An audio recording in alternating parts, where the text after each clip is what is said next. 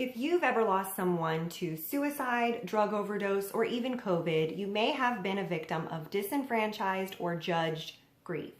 This is when a person has sort of a 1-2 punch come at them. They lose their loved one, and then they also face the judgment of everyone around them having an opinion about the way that that person died.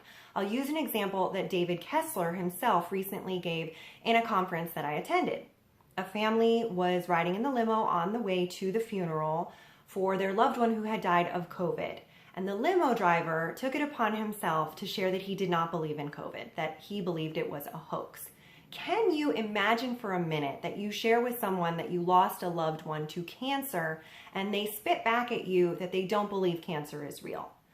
There's a time and a place for your personal opinion, and when you're speaking to the grieving or someone who just lost a loved one, whatever your opinions are about the person that they lost or the way in which they lost that person, it's probably not the time to share those thoughts. You might want to redirect that energy somewhere else, or just take a minute to reflect on what it is that you thought you knew so certainly.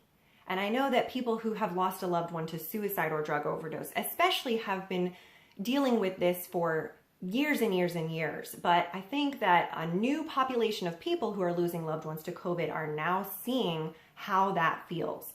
I hope that we can all use this as an opportunity to just be more compassionate rather than becoming more polarizing.